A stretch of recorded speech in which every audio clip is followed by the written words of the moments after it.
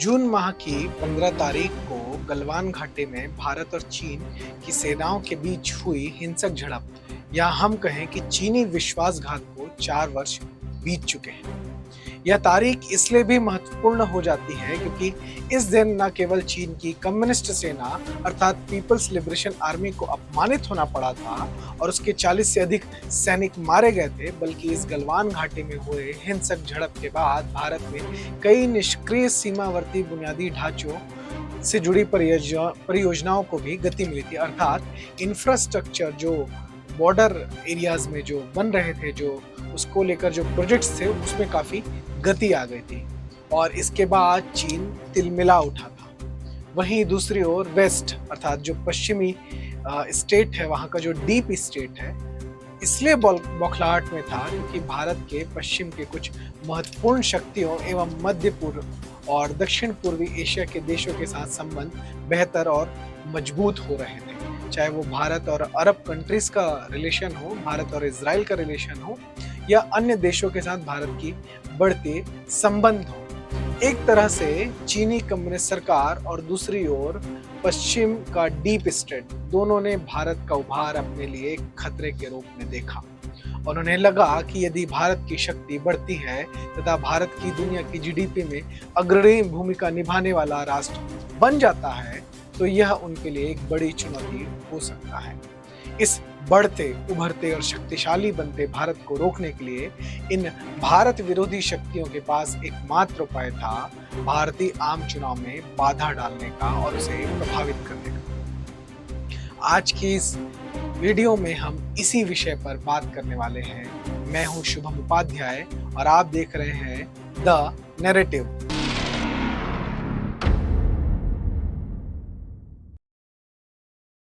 इस पूरे षड्यंत्र की कहानी शुरू होती है एक दशक पहले से। वर्ष 2014 में हुए लोकसभा चुनाव के बाद वर्ष 2015 में कांग्रेस के तत्कालीन राष्ट्रीय उपाध्यक्ष राहुल गांधी विदेश यात्रा पर थे। राहुल गांधी की इस विदेश यात्रा को जहां एक ओर भाजपा समर्थकों एवं नेताओं ने हंसी मजाक में उड़ाया, वहीं राहुल गांधी की इन विदेश यात्राओं में कुछ गहरे राज छिपे हुए। राहुल गांधी की 60 दिनों की इस विदेश यात्रा का एक बड़ा समय चीनी मित्रता वाले 2 राष्ट्रों में बीता, जिनमें से कंबोडिया में 11 दिन और म्यांमार में 21 दिनों तक राहुल गांधी रहे। दरअसल म्यांमार पूरी तरह से चीनी प्रभाव में है, वहीं कंबोडिया एक ऐसा देश है जहां से अमेरिका की सेना को पूरी तरह बाहर निकाल दिया गया है, जिसके बाद से यहाँ चीनी प्रभाव कायम है। राहुल गांधी को उस दौरान एसपीजी सुरक्षा भी दी गई थी, बावजूद उनकी सुरक्षा को केवल बैंकॉक तक ही जाने दिया गया। उसके बाद राहुल गांधी निजी सुरक्षा में आगे गए। वहीं म्यांमार और कंबोडिया में गांधी ने किससे मुलाकात की, इसकी भी कोई जानकारी किसी के सामने नहीं आई। इस यात्रा को पूरी तरह से गोपनीय रखा गया था। वहीं वर्ष 2015 के ही जून माह में राहुल गांधी ने यूनाइटेड किंगडम और सितंबर में यूएसए का दौरा किया। फिर जून 2016 में उन्होंने तुर्की और सितंबर 2016 में दोबारा यूके का दौरा किया। मार्च 2017 में इटली और जुलाई 2017 में यूके के दौरे में राहुल गांधी रवाना हुए। कुल मिलाकर 2015 से 2019 के बीच राहुल गांधी ने 257 विदेश यात्राएं की। वहीं इस दौरान सोनिया गांधी ने भी अज्ञात स्थानों पर 27 विदेश यात्राएं की। राहुल गांधी एवं सोनिया गांधी की विदेश यात्राओं से पहले ऐसी रणनीति बनती थी कि प्रस्थान से केवल 5 से 6 घंटे पहले ही एसपीजी को जानकारी दी जाती थी, जिसके चलते उनके लिए भी सुरक्षा प्रदान करना असंभव हो जाता। हालांकि इन सब के बीच भारतीय सुरक्षा एजेंसियां तब सतर्क हुई जब राहुल गांधी ने जुलाई 2017 में चीनी दूत लुओ झाओहुई से मुलाकात की। इसके बाद राहुल गांधी की विदेश यात्राओं पर मीम बनाने वाली एवं मजाक उड़ाने वाली भाजपा ने भी पूरी तरह से प्रश्न उठाए। गौरतलब है कि यह बैठक ऐसे समय में हुई जब भारत और चीन के बीच डोकलाम को लेकर सीमा विवाद चल रहा था, जिसमें भूटान भी शामिल था। इसके ठीक बाद राहुल गांधी ने भूटान के दूत से मुलाकात की। इसकी बात की जानकारी किसी को नहीं मिली कि आखिर राहुल गांधी ने चीनी और भूटानी दूत से किस विषय में बात की। अब हम फास्ट फॉरवर्ड करके टाइमलाइन को लाते हैं वर्ष 2024 के लोकसभा चुनाव से ठीक 1 वर्ष पहले की। मार्च 2023 में राहुल गांधी ने एक बार फिर यूनाइटेड किंगडम अर्थात यूके का दौरा किया और वहीं से भाजपा पर तीखा हमला शुरू किया। गांधी ने इस दौरान अमेरिका और यूके से आग्रह किया कि वो भारत में हस्तक्षेप कर यहाँ लोकतंत्र की बहाली करें। राहुल गांधी ने अपने यूके दौरे में कैम्ब्रिज यूनिवर्सिटी में उस यूनिवर्सिटी में विद्यार्थियों से बात की और हाउस ऑफ कॉमन्स के ग्रैंड कमेटी के रूम में बैठक कर भारत की ही आलोचना शुरू कर दी। विदेशी जमीन पर भारत को जानबूझकर नीचा दिखाने और खराब बताने की इस हरकत के बाद भारत में सत्तारूढ़ भाजपा के नेताओं ने राहुल गांधी की जमकर आलोचना की, जिसके बाद कांग्रेस के नेता भी बैकफुट पर आ गए थे। मई 2023 में राहुल गांधी ने अमेरिका का दौरा किया। वहीं सितंबर 2023 में उन्होंने यूरोपियन यूनियन के ब्रसेल्स स्थित मुख्यालय में अपना दौरा रखा, जिसके बाद फ्रांस और नॉर्वे का भी दौरा किया। अक्टूबर 2023 में भी उन्होंने उज्बेकिस्तान का दौरा किया। यहाँ तक कि लोकसभा चुनाव से कुछ महीने पहले दिसंबर 2023 में भी Rahul Gandhi Brunei, Indonesia, Singapore, Malaysia और वियतनाम जाने की योजना बना रहे थे, जिसे अंतिम समय में रद्द कर दिया। हालांकि इन सबके बीच जो क्वेश्चंस उठे, जो प्रश्न उठता है, वो यही है कि आखिर इतनी भी इस चीज की क्या जल्दी थी।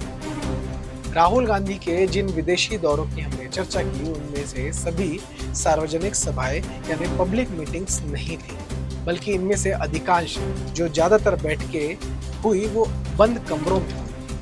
और यह मात्र संयोग नहीं हो सकता कि राहुल गांधी की हर यात्रा के बाद दुनिया भर की मीडिया में भारत विरोधी लेखों की बाढ़ आ जाती थी, उनमें भी विशेष तौर पर वेस्टर्न मीडिया में। दिलचस्प बात यह है कि राहुल गांधी ने जब मार्च 2023 में यूके का दौरा किया, तब यूके की public broadcasting news agency BBC ने एक डॉक्यूमेंट्री रिलीज किया। इस डॉक्यूमेंट्री में यह बताया गया कि भारत में मुस्लिमों का नरसंहार हो रहा है। इस डॉक्यूमेंट्री में 21 वर्ष पूर्व हुए गुजरात दंगों का जिक्र था, जिसका वर्तमान समय से कोई लेना देना नहीं था। इस दौरान भाजपा सरकार भारत विरोधी एजेंडे को रोकने में नाकाम रही। वहीं बीबीसी के कार्यालयों में केंद्रीय एजेंसियों द्वारा मारे गए छापों ने इस पूरे मुद्दे को और तुल दे दिया। इस दौरान विदेशी मीडिया भारत की उन सभी फॉल्ट लाइंस को समझता है और उस पर ही काम करता है, यह स्पष्ट हुआ। दरअसल भारत में कुछ फॉल्ट लाइंस है, हर देश में एक फॉल्ट लाइंस होती है और विदेशी मीडिया उसको बहुत तरीके से समझता है। यही कारण है कि सभी विदेशी मीडिया भारत में सांप्रदायिक दंगों एवं समाज में विभाजन के नाम पर भारतीय समाज को बांटने का काम करता है। ब्रिटिश ईसाइयों द्वारा भी इसी फॉल्ट लाइन का इस्तेमाल किया गया था जब वो भारत में राज कर रहे थे, और इसी के चलते देश के कई स्थानों में भीषण दंगे हुए। मुंबई से लेकर बंगाल और पेशावर से लेकर कानपुर, मालाबार से लेकर मुल्तान और लाहौर और गुजरात से लेकर वाराणसी तक ऐसे दंगों का इतिहास है। इन दंगों में सबसे भयावह 1920 और 21 में मालाबार का दंगा, जिसमें हिंदुओं का जबरन धर्मांतरण एवं नरसंहार हुआ। इस नरसंहार में 10,000 लोग मारे गए थे, वहीं 1 लाख से अधिक विस्थापित हुए और सैकड़ों महिलाओं के साथ इस्लामी जिहाद ने दुष्कर्म किया था। इन दंगों से जहां भारत में मुख्य रूप से स्थापित हिंदुओं और मुस्लिमों के बीच तनाव बढ़ रहा था, वहीं ब्रिटिश ईसाई सत्ता इसका लाभ ले रही थी। इसके बाद भारत को स्वतंत्रता मिली, लेकिन कांग्रेस की सरकारों में भी बड़े बड़े सांप्रदायिक दंगे हुए, गुजरात से लेकर उत्तर प्रदेश तक, महाराष्ट्र से लेकर जम्मू कश्मीर तक। वहीं यदि हम पिछले 1 दशक की बात करें तो केवल पूर्वोत्तर दिल्ली में हुआ हिंदू विरोधी दंगा ही दिखाई देता है, वो भी तब जब अमेरिकी राष्ट्रपति डोनाल्ड ट्रंप की भारत यात्रा चल रही थी। इस्लामिक जिहादियों द्वारा किए गए इस एंटी हिंदू दंगों में 54 लोग मारे गए थे। किन समूहों ने इन दंगों को अंजाम दिया था, यह धीरे धीरे सबके सामने आ रहा था। बावजूद इसके जो वेस्टर्न मीडिया, जो फॉरेन मीडिया है, उसने इस विषय पर ऐसा नैरेटिव बनाने का प्रयास किया कि भारत की तथाकथित फांसीवादी सरकार में मानवता खतरे में। सीएए में मुस्लिमों को शामिल करने के नाम पर भारत की आलोचना करने वाले वो जो समूह था, जो भारत की आलोचना कर रहा था इसे लेकर, उसने कभी भी अरब देशों द्वारा शरणार्थियों को नहीं लिए जाने पर अपनी टिप्पणी नहीं की। उन्होंने इस पर चुप्पी साध ली। यह वही ग्रुप था जो भारत की तो आलोचना कर रहा था, लेकिन जिसने कभी पोलैंड, हंगरी और चेक गणराज्य की उस नीति पर कभी अपनी बात नहीं कही और हमेशा चुप्पी साधी रखी जब उन्होंने कानून व्यवस्था में खतरे को आधार बनाकर शरणार्थियों को जगह देने से मना कर दिया। यह वही ग्रुप है जिसने चीनी कम्युनिस्ट सरकार द्वारा तिब्बत और शिनजियांग में किए जा रहे नरसंहार पर भी चुप्पी साधी। और सबसे इम्पोर्टेंट, इसी समूह ने ऑस्ट्रेलिया, न्यूजीलैंड और कनाडा के मूल निवासियों के साथ हो रहे अत्याचार पर भी कभी आवाज नहीं उठाई, लेकिन यह समूह भारत की आलोचना करता रहा। आने वाले दशकों में भारत पश्चिमी देशों एवं चीन के बीच आर्थिक समेत तमाम मोर्चों पर बढ़ती हुई प्रतिस्पर्धा देखने को मिलने वाली है। एक तरफ जहां चीन एक कम्युनिस्ट तानाशाही अधिनायकवादी राज्य है जिसने अपने ही नागरिकों को दुनिया से आइसोलेट कर रखा हुआ है, वहीं दूसरी ओर एक लोकतांत्रिक गणराज्य एवं खुले समाज वाला भारत है। यही कारण है कि जो षड्यंत्रकारी समूह वह भारत में अधिक रुचि रखता है और उसके लिए भारत में अपनी गतिविधियों को अंजाम देना आसान होता है। लेकिन भारत ही क्यों? यह बड़ा प्रश्न है। आखिर डेर स्पीगल जैसे जर्मन पत्रिकाएं हैं वो भारत को ओवर क्राउडेड अर्थात अत्यधिक भीड़ भाड़ वाला अविकसित राष्ट्र देश बताती हैं। उसका कारण क्या है? इसका कारण है इकोनॉमी, अर्थव्यवस्था। वर्ल्ड इकोनॉमिक फोरम के अनुसार भारत 2027 से 29 के मध्य किसी भी समय विश्व की तीसरी सबसे बड़ी अर्थव्यवस्था बन सकता है।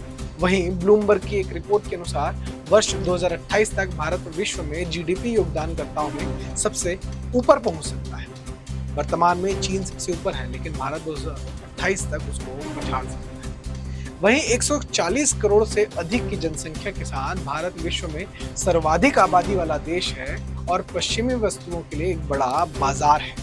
चूंकि विकसित देशों में आबादी की वृद्धि दर लगातार कम हो रही है, ऐसे में भारत कुशल एवं अनुशासित जनशक्ति का विश्व में अग्रणी स्रोत होगा।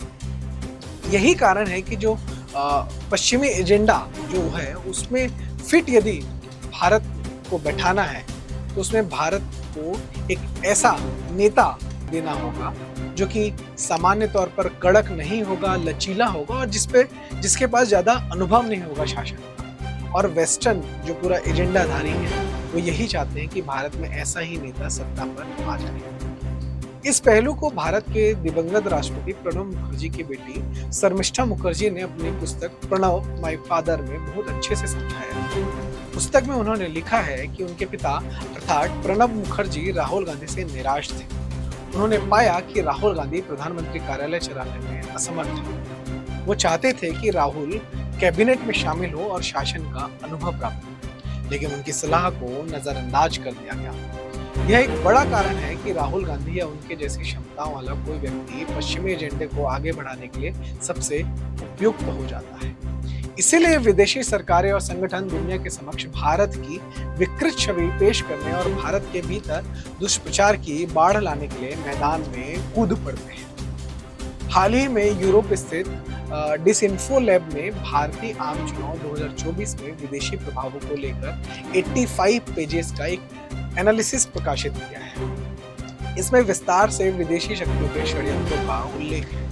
द इनविजिबल हैंड के नाम से प्रकाशित इस रिपोर्ट में अमेरिका स्थित हेनरी लुस फाउंडेशन अर्थात HLF और जॉर्ज सोरोस के ओपन सोसाइटी फाउंडेशन अर्थात OSF और फ्रांसीसी इंडोलॉजिस्ट एवं राजनीतिक वैज्ञानिक क्रिस्टोफ जेफरलॉट का प्रमुख रूप से उल्लेख है। इस रिपोर्ट के अनुसार 44 दिनों तक चले आम चुनाव से पूर्व 6 माह तक भारत में दुष्प्रचार करने के लिए यह पूरी जो समूह था यह लगा हुआ था और यह 6 माह पहले दुष्प्रचार अपने चरम पर पहुंच चुका था। राहुल गांधी ने जिस जाति जनगणना का शोर मचाया था वह दरअसल क्रिस्टोफ जेफरलॉट के दिमाग की ही उपज थी। इसके बाद इस जाति जनगणना के मुद्दे को कांग्रेस ने अपने घोषणा पत्र में भी शामिल किया। क्रिस्टोफ जेफरलॉट की दूसरी रणनीति हिंदू बहुसंख्यकवाद के समय मुसलमानों की स्थिति थी, जिसमें मुस्लिमों को निशाना बनाया जा रहा है जैसे नैरेटिव गढ़े गए।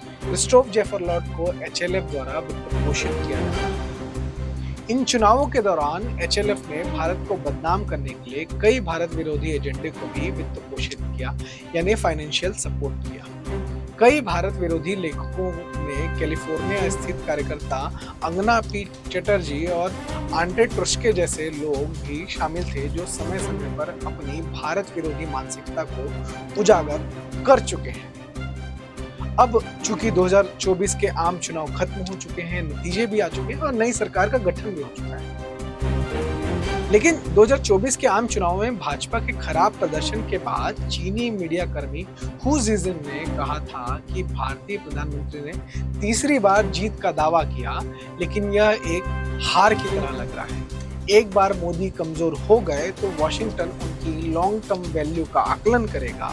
यह चुनाव मोदी के लिए मजबूत से कमजोर होने का एक टर्निंग पॉइंट है। सामान्य रूप से यह एक साधारण सा बयान लग सकता है, लेकिन वास्तव में यह बयान चाइनीज कम्युनिस्ट पार्टी द्वारा पूरा प्रयास करने के बाद मिले नतीजों के बाद की निराशा और हताशा को प्रदर्शित करता है।